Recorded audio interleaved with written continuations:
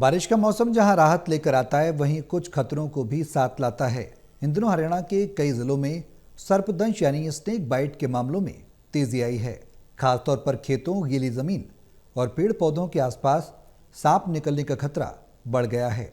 पानीपत जिला अस्पताल की माने तो बीते 20 दिनों में 27 मामले सामने आए हैं। तो सवाल यह है कि सांप का काटना कितना खतरनाक है, इससे कैसे बचा जा सकता है और काटने पर क्या करें। रिपोर्ट देखिए।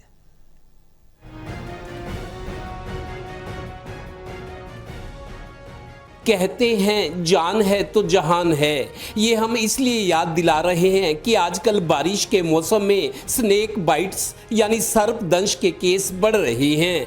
पानीपत जिला अस्पताल में पिछले 20 दिन में सर्पदंश के 27 केस आ चुके हैं। आजकल खेत में या पेड़ पौधों के आसपास सांप घूमने लगे हैं। पानीपत जिला अस्पताल में स्नेक बाइट का इलाज करने वाले एक्सपर्ट डॉक्टर को सुनिए। हमारे यहाँ पे पिछले 20 दिन में 27 मामले हमारे सामने आए हैं स्नेक बाइट के। और ये बारिश का मौसम है तो इसमें कोई घबराने की बात नहीं है। ये केस बढ़ते हैं, बारिश में निकलते भी हैं स्नेक्स।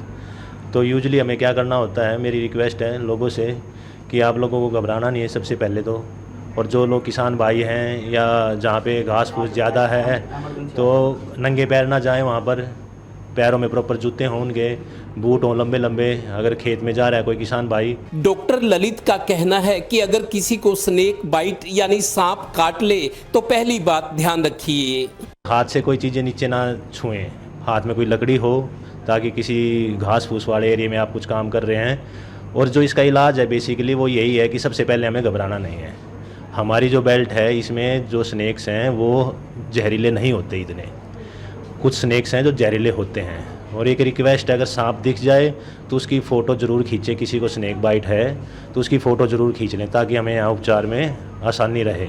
डॉक्टर का कहना है कि पानीपत और आसपास के जिलों में सांप ज़्यादा जहरीले नहीं हैं। और हाँ, सांप के बारे में ये भी जान लीजिए। और जो मेन काम है हमें, जैसे किसी को स्नेक बाइट हो जाती है तो उसमें सबसे पहले हमें घबराना नहीं है। दूसरा, कोई उस पर चीरा वीरा बोल देते हैं, चीरा लगा लो खून निकाल देंगे, वो नहीं निकालना है। कोई कहते हैं रस्सी बांध लो, ये कर लो, कुछ टोर्निकेट, हमें कुछ नहीं बांधना है उस पर। हमें करना क्या है, सबसे पहले अपने पैर को इमोबिलाइज करना है, हिलाना डुलाना नहीं है वो पैर, और तुरंत जल्दी से जल्दी सरकारी अस्पताल में पहुंचना है। हमारे यहाँ सरकारी अस्पताल में बढ़िया इलाज है स्नेक बाइट का, and we give the best possible treatment of the snake bite hair.